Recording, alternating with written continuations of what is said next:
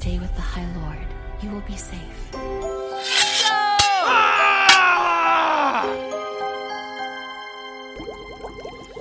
Bonjour et bienvenue dans les petites bulles du chaudron. Vous savez, celles qui font bloop et blop à la surface. Vous pouvez vous retrouver soit avec un geste vulgaire ou avec un prince charmant en fonction de la potion qui mijote. C'est notre format court où on vous parle de notre dernière lecture commune, où on vous donne notre avis sans filtre. Cette petite bulle qui explose va porter cette fois-ci sur Divine Rivalité de Rebecca Ross, sortie le 2 mai 2024 en français aux éditions de Saxus. La suite, Impitoyable serment, étant paru le 28 novembre 2024, mais on l'a pas encore lu. Ça fait un moment déjà qu'on a lu Divine Rivalité, en anglais, tout à un moment différent, et ça promet. Sans transition, pour le pitch du livre, je passe la parole à Blandine. Après plusieurs siècles de sommeil, les dieux sont à nouveau en guerre. Alors que son frère est parti au front et que sa mère sombre dans l'alcoolisme, la jeune journaliste Iris tente de maintenir sa vie à flot.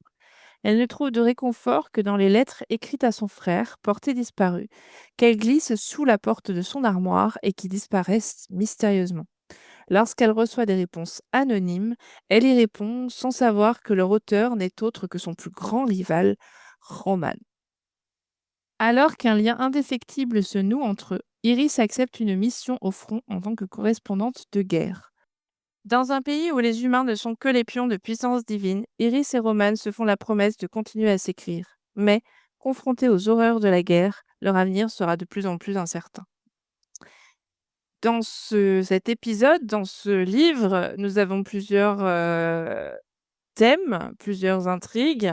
On a déjà le thème de enemies to lovers. Alors comme d'habitude, on va mettre des guillemets. Je pense que vous êtes d'accord avec moi les filles. C'est pas un vrai enemies to lovers puisqu'en l'occurrence, on est d'accord que du côté du personnage masculin, on n'est pas sûr que ce soit vraiment un ennemi, mortel de Iris.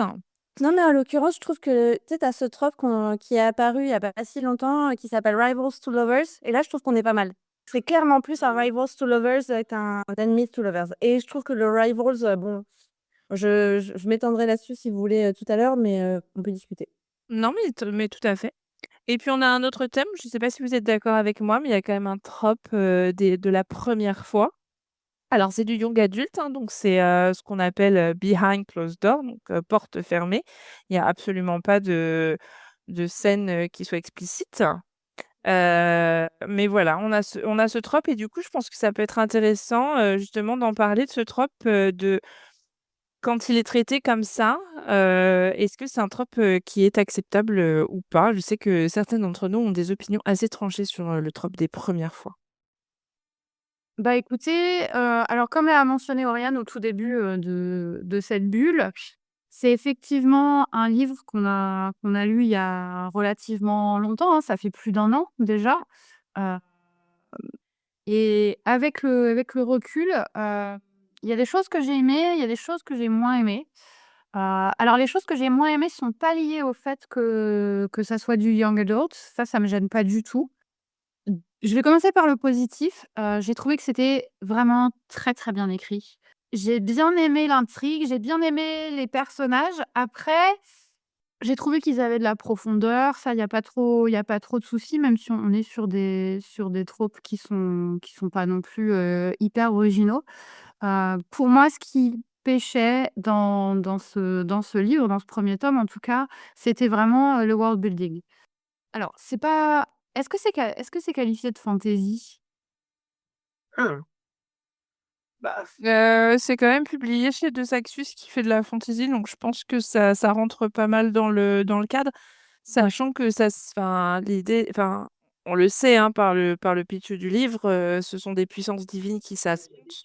Il y a des dieux, et il y a la guerre. Ça me semble pas, complètement absurde de le classer en fantasy. Ouais, moi je le mettrais au même titre que, La Passe Miroir, par exemple. Tout à fait. Ouais, après, ce qui est particulier, c'est que, peut-être, on n'est pas dans, l'espèce de grande vague, grande mouvance qu'il y a en ce moment sur la fantasy où tu tournes entre, exactement, on n'est pas sur les faées, on n'est pas sur les vampires, on n'est pas sur les loups-garous et donc ça, c'était un des points, sur lequel j'allais répondre aussi, mais du coup, comme tu l'évoques, Lucie, je rebondis là-dessus, mais c'est qu'on est sur une construction de monde qui, pour le coup, je trouvais hyper, from scratch et donc c'est quand même assez exigeant d'installer un monde comme ça, où tu pas de références culturelles déjà en place, tu vois? C'est un gros challenge, je pense, quand tu écris, quoi. Bah, est-ce que c'est un challenge ou est-ce que c'est pour que nous, à la lecture, on ait un certain ancrage dans la réalité? Parce qu'en soi, je quand je l'ai lu, ce dont je me souviens, c'était vraiment ce côté, bah, j'ai l'impression que c'est notre monde avec effectivement, il y a une histoire de Dieu. J'ai pas eu l'impression que c'était très creusé, en fait, toute cette histoire, en dehors du fait que les dieux existent. On a quelques détails, mais on est quand même focalisé sur l'histoire de ces 2 personnages, sur leurs relations, comment elles se développent. Il y a aussi la guerre en fond, ce qui est logique puisqu'ils sont tous les 2 journalistes et ça clairement, ça c'était bien amené. J'ai En fait, j'ai l'impression, et corrigez-moi si je me trompe, mais j'ai l'impression que si on enlève toutes ces histoires de dieux, qu'on garde, la relation des personnages, qu'on garde mmh, leur méthode de communication qui certes est plutôt magique également, j'ai pas l'impression qu'on perdrait grand-chose. Alors peut-être que dans le deuxième tome, c'est plus développé, à voir, et j'ai vraiment l'impression que, enfin, c'était là pour faire joli un peu, ou alors est-ce que j'ai totalement oublié tout un pan, de l'histoire? Non, mais je vois ce que tu veux dire parce que moi, en le lisant, je m'imaginais un peu la France, pas forcément la France, mais notre monde, entre 39 et 45. Ah totem! Tu sais, c'est marrant, moi, c'est 14-18 à fond. Ah bon? Ah, La description des armes et des uniformes, moi, me faisait vachement penser, à 14-18, qu'à 39-45. Putain, moi, c'est hyper admiratif que vous arriviez à le dater comme ça aussi précisément. Moi, j'étais là: «Bof, c'est la guerre en 60, avant 1960», voilà. Ah ouais, moi, il y avait vraiment une vibe Première Guerre mondiale où il y avait pas la bombe, où il y avait pas enfin, Bah oui, mais ils ont Des bombes. ouais, c'est marrant. Ouais, je sais pas, ça m'a pas mais non, mais tu as raison en même temps. C'est vrai que ah, puis il y a des tranchées, enfin, ouais, enfin, bon, moi, c'est ça que j'avais en tête quand je visualisais le monde, c'était complètement notre monde, mais Ouais, mais les tranchées, elles arrivent hyper tard quand même dans le world building, tu vois? Quand tu es au début et que tu es dans leur quand tu es en ville avec eux, pour je justement, trouve que pour le coup, tu es pas du tout enfin moi, au début, j'étais dans un truc OK, genre en fait, on est plus dans un truc un peu urbain, mais bon, urbain, à la Harry Potter, tu vois? Genre, où, tu es dans notre monde, mais grosso modo, il y a pas la techno, il y a pas les téléphones portables, il y a pas tu vois? Et mmh au début, ce coulait, ça allait pas plus loin. séparés, ouais. ouais, parce que la ville dans laquelle ils vivent, elle est pas sur le front, quoi, ils sont encore loin. Ouais, OK, j'achète. du genre, c'est coincé dans une certaine époque, c'est assez daté dans une certaine époque et très clairement, on n'est pas à l'époque moderne, en tout cas, au niveau de Du coup, son traitement. c'est peut-être ça, Lucie, qui t'a moins plu, c'est que en fait, au lieu d'inventer un monde complètement créé de toutes pièces, elle a un peu repris, un petit et puis elle a ajouté des touches de magie et de Je sais pas parce qu'il y a d'autres romans où ça m'a plu justement ce côté, vachement réaliste pour nous. Je pense, alors je pense à Crescent City là tout de suite parce que, c'est un peu le côté, alors c'est hyper moderne par rapport au monde de Divine Rivalité. Voilà, c'est un reproche que je fais au premier tome. J'ai pas lu le deuxième. Ça se trouve, c'est beaucoup plus peut-être détaillé, où on comprend plus de choses. En y repensant, ça me donne plus envie de lire le 2 tome pour savoir. Mais c'est vrai que je vais avoir une attente du coup. Je vais vraiment me dire, «Est-ce qu'on va en savoir plus sur ces histoires de dieux, sur ces histoires comment tout ça, ça fonctionne et d'où viennent ces machines à écrire?» Voilà, on a envie un peu de clore, certaines intrigues, de répondre à certaines questions. mmh Je suis totalement, d'accord avec toi et je te rejoins totalement sur, le style de l'écriture. Moi, j'ai trouvé ça hyper poétique, hyper romantique, pas au niveau, romantique, histoire d'amour romance, non, vraiment romantique d'un point de vue, vraiment dans le sens architectural. Il y a le gothique, il y a le romantique, dans les églises. Bon, bah, là, j'ai trouvé que c'était un livre qui était pas du tout gothique et très romantique. C'était aussi, en termes de rythme, assez doux et pas du tout enlevé comme ce qu'on peut lire en général par rapport à la fantasy où c'est, du plot, du plot, du plot, donc beaucoup d'intrigues politiques, beaucoup d'avancées rapides. Du coup, j'ai trouvé que ça faisait du bien d'avoir quelque chose qui était un peu plus en slow motion, on va dire ça comme ça.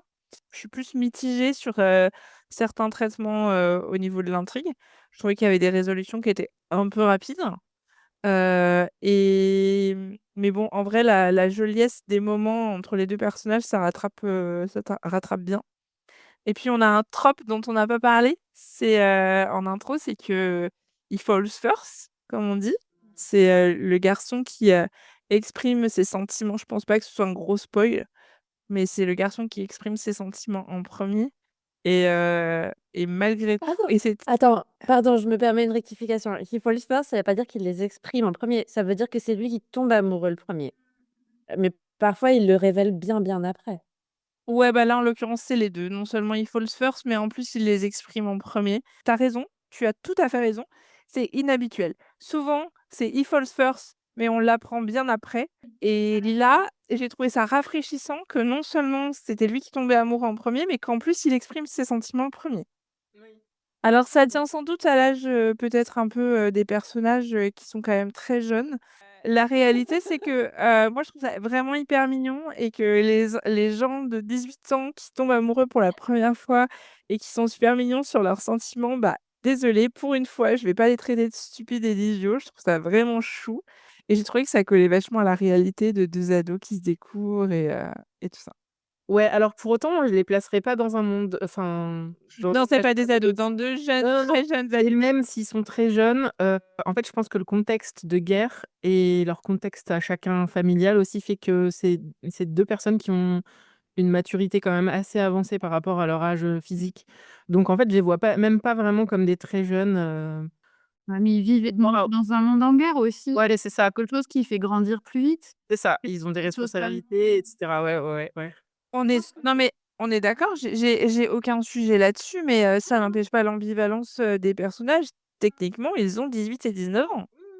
Sentimentalement, ce soit leur premier amoureux et leur première Ah amoureuse. oui, oui, oui, dans ce sens-là, oui, OK. Mais moi, en tout cas, en tant que personne qui a souvent du mal à m'identifier des héroïnes ou des ouais, et qui sont souvent, très, très jeunes, genre, en dessous de la majorité même, là, j'ai pas eu trop de soucis parce que, je trouve que les personnages, ils étaient assez profonds et bien développés aussi, dans ce sens-là, en fait.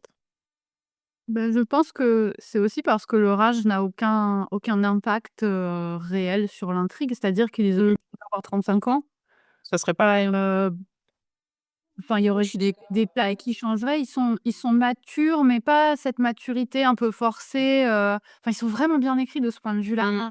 Et justement, effectivement, c'est quelque chose de très positif, dans l'écriture de personnages aussi jeunes. J'ai l'impression justement que tout le monde peut s'y identifier. Ouais, Mais c'est tu ça. vois, moi, je partage pas du tout ce sentiment-là, dans le sens où, j'ai bien aimé le livre au global et cetera, mais c'était pas du tout un coup de cœur. J'ai pas passé un mauvais moment en le lisant non plus, mais je me suis pas tellement attachée aux personnages. J'ai trouvé qu'ils étaient assez carton-pâte, en fait, assez creux, tu vois? Et j'ai pas ressenti cet écho que je peux retrouver parfois avec, certains autres, personnages. Et le fait qu'on puisse tu vois, par exemple, que leur âge, qu'ils aient 18 ans ou 35 ans, finalement, ça change fondamentalement pas grand-chose, bah, pour moi, c'est un peu ça, tu vois? C'est Un peu que faux.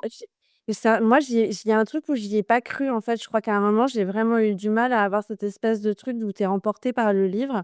J'ai eu du mal à rentrer dedans au départ et quand finalement ça a été le cas, bah, OK, je l'ai lu et tout. J'ai j'ai passé un bon moment, au final. Bah, après, je suis obligée de dire par honnêteté intellectuelle que de base, je n'aime pas les romans de guerre. Vous me ferez pas lire Les Piliers de la Terre, je déteste ça. Tous les trucs sur 39-45, sur 14-18 ma hantise vraiment. Donc peut-être aussi que cette espèce de setup, tu vois, dans le world building, ça a participé de ça. C'est possible, il y a pas de souci. Mais il y a une partie de moi qui s'est pas attachée au personnage ou qui s'est pas identifiée au personnage comme c'est le cas en général, dans la fantasy et la romantasy. Après ça en fait pas un mauvais livre, hein. Réellement, je trouve que ce que vous avez dit sur l'écriture, c'est très juste. C'est vrai que c'est une très jolie écriture et cetera. Mais je sais pas, les persos, je les ai trouvés chiants moi. Genre, chiant, quoi. Tu as 18 ans, bah ouais, tu es chiant comme quelqu'un qui a 38 ans, quoi. Bah, ouais, ils sont pas très rock'n'roll, mais bon, le contexte fait aussi, J'avoue qu'ils sont Ouais. très sages. Ils sont ouais, mais il y a très sages. ils ont pas trop la place pour alors, Roman, il aurait peut-être un peu plus la place pour être un peu plus foufou, mais il est un peu contrôlé par sa famille, ouais, il est hyper trop de responsabilités et elle est, déjà rongée par le chagrin dès le début parce que son frère, elle a pas de nouvelles de son frère et ça l'inquiète énormément parce qu'elle est très proche de lui. Ouais, alors pour ça, moi, j'avoue, c'est une de mes déceptions du livre, c'est que c'est une duologie et moi, quand j'ai commencé à lire, j'avais pas compris que c'était une duologie et très clairement, je pense que si elle avait fini 50 pages avant, c'était super. C'était un super roman one shot. Ah ouais? Il y a comme ouais, mais 50 pages avant, il y avait des choses, pas Si justement, tu parles de son frère et à ce moment-là, il y avait plein de choses qui étaient résolues autour de son frère, ouais, 50 pages avant et du coup, sur les 50 dernières pages, elle amorce, la suite et moi, je suis pas, chaud pour, les duologies pour faire des duologies ou des séries pour faire des séries et tu peux avoir une super bonne idée qui tient en one shot et c'est OK, quoi. Bah, alors moi, là, je suis pas complètement d'accord avec toi, Blandine, pour le coup. C'est que je trouve qu'il y a beaucoup d'éléments qui ont été installés sur la partie politique du plot ouais. qui, pour le coup, sont absolument pas résolus à la fin de tome 1, quoi. Elle sort des yeux. Pas. Ah bah non, mais si, père, on a quand même une guerre à résoudre, quoi. On a une guerre à résoudre, les gars. Non, mais la situation initiale, c'est son frère, il a disparu. À partir du moment où elle sait ce que son frère est devenu, disparu, mort ou quoi que ce soit sur les 50 dernières pages ou autre chose, peu importe, et que c'est résolu, Mais là, parce que la situation initiale, c'est son frère a disparu et c'est la guerre. C'est les deux. Mmh. Bah, quand même, tu sens que moi, la guerre, c'est juste le setting, hein. Je suis d'accord. Après, la guerre, tu enlèves, l'aspect fantastique, tu transposes ça dans le monde réel, à la 1re ou à la Seconde Guerre mondiale. Tu gardes tout, tu vires tout l'aspect, fantastique. Effectivement, tu fais un one shot et Ah bah oui. qui est hyper efficace, hyper bien écrit. Corias ne lira jamais parce que ça parle de la guerre. Mais oui. vous m'excuserez, mais je pense pas qu'une Américaine peut écrire une histoire sur la guerre sans prévoir de résoudre la guerre. Voilà. C'est mon opinion. Ah, mais après, qu'est-ce qu'il l'a dit, Enfin, vraiment, moi, au moment où le setting, il est sur la guerre dans un truc de fantasy, je vois pas à quel moment la guerre va pas être traitée. Alors après, peut-être que je vais être effroyablement déçue dans le tome 2 et qu'en effet, il va rien se passer, mais je trouve que, tu vois, on nous apporte quand même assez d'éléments sur les dieux.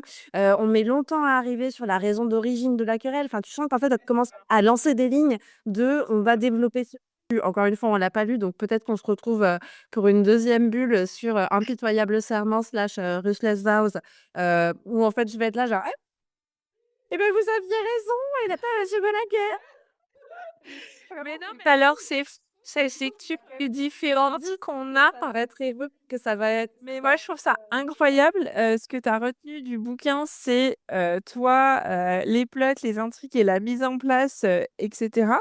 Moi, en fait, c'était les parties du bouquin qui avaient tendance à vachement m'ennuyer, où j'étais là: «Oh vas-y, elle me fait yesh avec son histoire de pourquoi les dieux, ils se battent. On s'en fout». mais toi, tu voulais que se balance. Tu vois? Moi, je voulais que ce soit mais oui.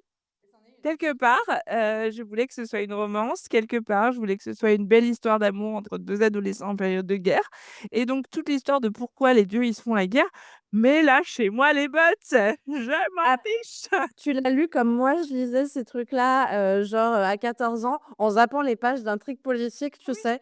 Genre, mais non, mais moi, pour le coup, comme la relation amoureuse entre, Roman et Iris m'a un peu saoulée parce que je la trouvais mièvre de sa race, vraiment. Mais je sais pas, il y a un truc pour moi qui est où il y avait pas une alchimie, de ouf. Et alors, énorme spoiler, donc ding, ding, ding, tirez-vous si vous comptez lire là, bye bye. Mais moi, je crois que le moment où j'étais là: «Oh là, ils me font chier avec leur histoire», c'est le mariage, quoi. Il y a un mariage? Mais oui, Nani! Ah, c'est vrai, j'avais oublié. Ça t'a marqué, Lucie, on voit que ça t'a beaucoup marqué, ça te dire à quel point c'est nul! L'écriture m'a marquée, c'est vraiment très beau, c'est très bien écrit. Au-delà de ça, il y a bien une raison pour laquelle ça fait 1 an qu'on a lu, le 1er tome, on a toujours pas Entièrement d'accord, Oui. entièrement d'accord. Le deuxième tome est sorti en anglais, quand Lucie, tu nous disais tout à l'heure, Décembre, l'année dernière, mais l'année dernière. parce qu'en fait, on n'a pas lu Je les ai en octobre. non, je pense qu'on n'a pas lu la suite parce que elle était pas sortie quand on a fini le 1 et on est passé sur d'autres choses. Oui, bah, moi, en l'occurrence, je me souvenais qu'il y avait un mariage typiquement, mais c'est pas du tout la scène qui m'a le plus marquée. Moi, ce qui m'a le plus marquée et que j'ai trouvé vraiment joli et qui pour moi avait beaucoup d'importance dans leur relation, c'était leur première fois tous les 2 et j'ai trouvé ça très poétique et cetera et pour moi, ça avait beaucoup, beaucoup plus d'importance que leur mariage. J'ai trouvé que l'idée du mariage, ça arrivait un peu comme un cheveu sur la soupe en mode, en fait, tu peux pas faire du sexe, à cette époque-là ou dans ce monde-là, si tu pas marié, quoi. Il y avait un peu ce côté, très, puritain, et donc du coup pour recadrer ça, fallait qu'ils se marient, quoi. Lui, c'est un peu prude parce qu'en temps de guerre, franchement. Ouais. Ouais. Bah, ouais, puis surtout, moi, je trouve que tu vois, on me l'aurait amené comme ça, je pense que j'aurais complètement adhéré au truc, mais je trouve que pour le coup, alors ça rejoint complètement ce que disait Lucie sur le world building, c'est qu'en fait, je trouve que l'univers, il est pas assez bien installé pour que tu arrives au point où tu comprends que effectivement il y a besoin du mariage, pour que ça puisse aller plus loin entre eux et du coup, je crois que moi, j'ai pas très bien vécu ce mariage parce que bon, déjà de base, j'ai du mal, avec, je pense qu'il y a un délire, américain autour du mariage comme espèce de grand moment, tu vois? Oui, il y a un côté définitif, en fait, dans le mariage. Genre, OK, ils ont fait leur histoire d'amour et c'est comme ça, ils sont pour ils sont et ça valide et ils sont ensemble pour toujours et rien ne pourra Alors que c'est des âmes sœurs, qu'est-ce qu'on en a à faire, exactement. Marie, quoi? Enfin, alors l'âme sœur, c'est plus fort que le mariage, ça je crois, mais tu vois, attends. Là, en l'occurrence, il y a un côté très, sur le mariage, dans les autrices américaines, je te rejoins tout à fait, Oriane, il y a ce côté, c'est la fin. Non, mais tu l'impression que c'est Enfin, leur kiff aux ouais. autrices, tu Ouais. sais?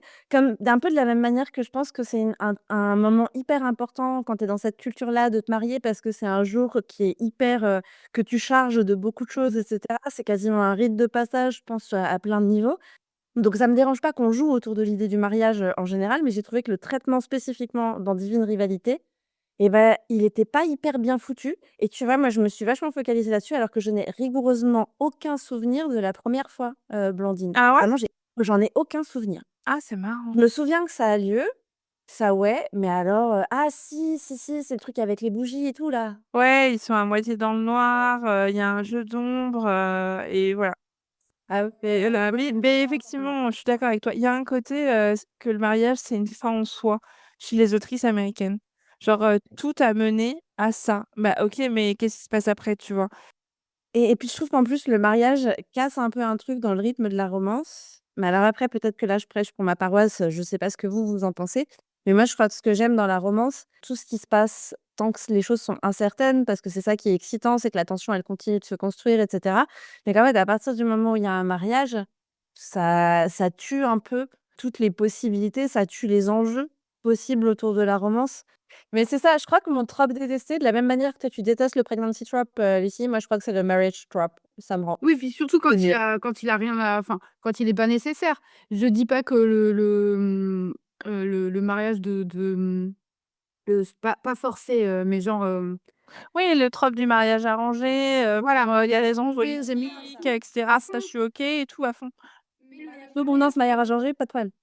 Comme finalité, genre, Oui. c'est validé parce que regarde, enfin, c'est pour moi, c'est Et non, la vérité, c'est que toutes ces histoires-là, elles sont écrites par des Américaines et que les Américaines, elles ont un putain de schéma qui est tomber amoureuse, se marier et après faire des bébés.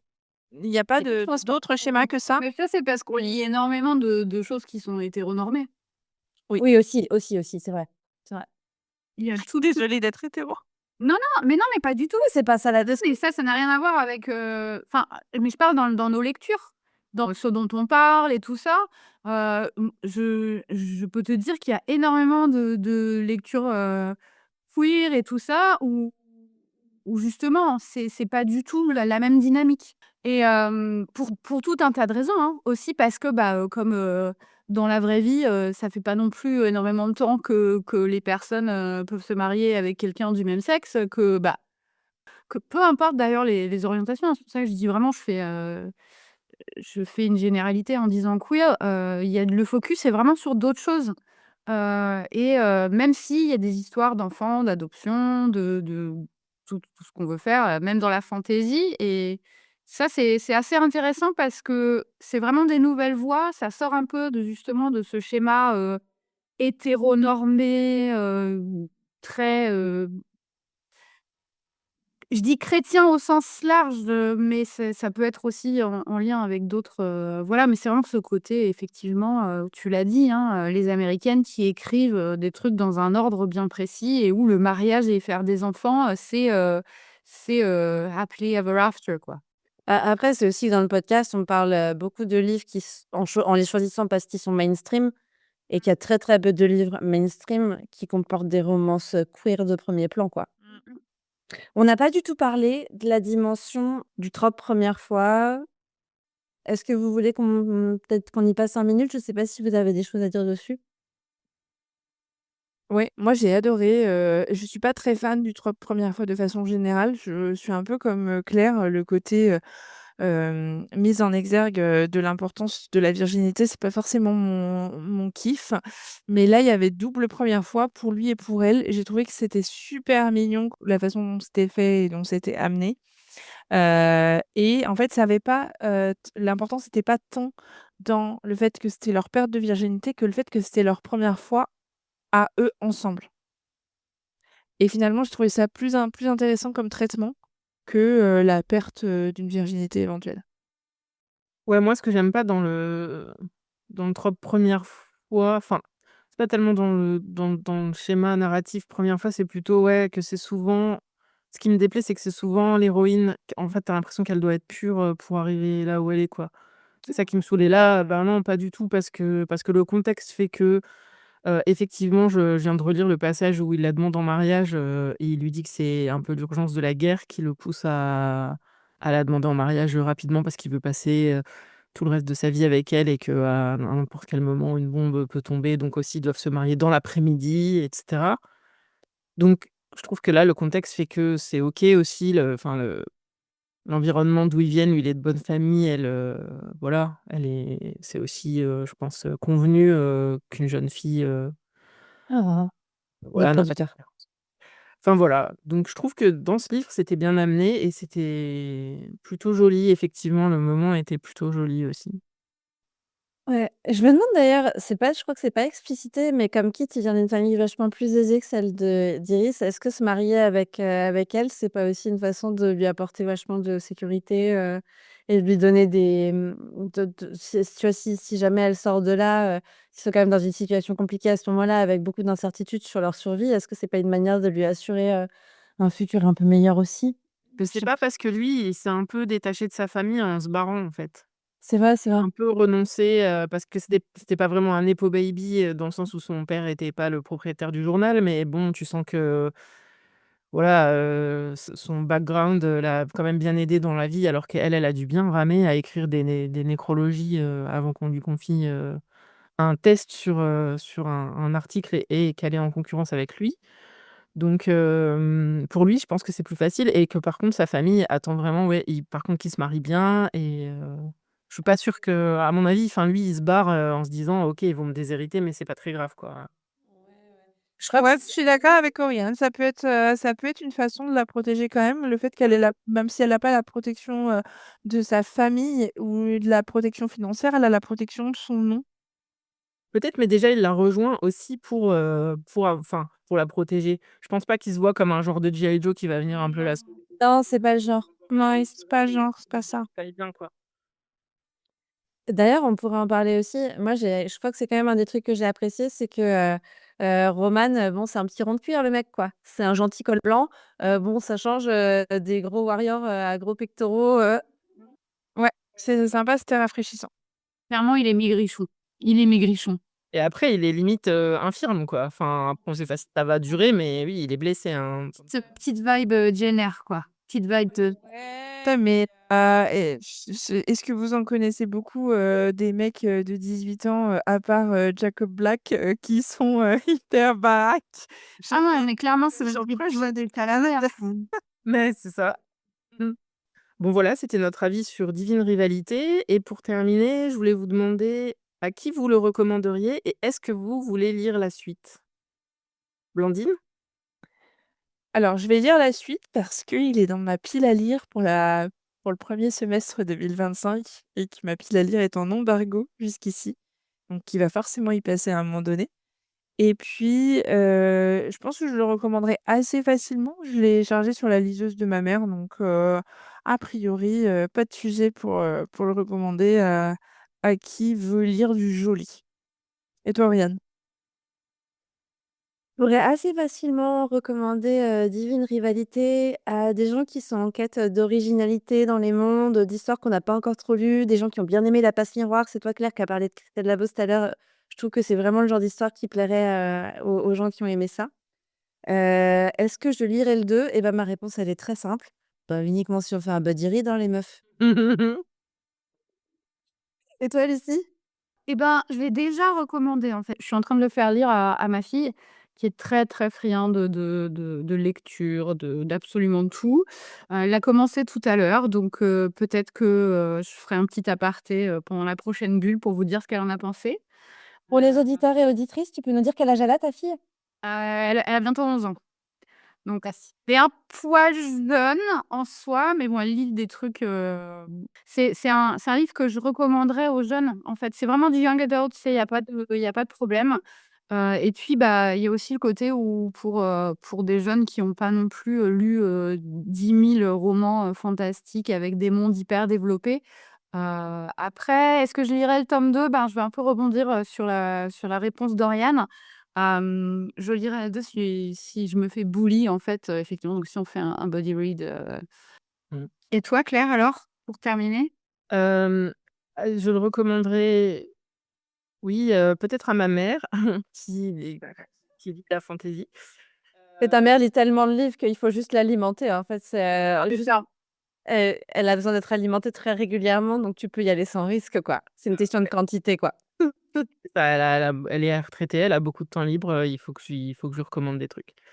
Oui, ou qui n'est pas hermétique complètement à un peu de fantaisie dans un récit romantique, comme vous l'avez dit.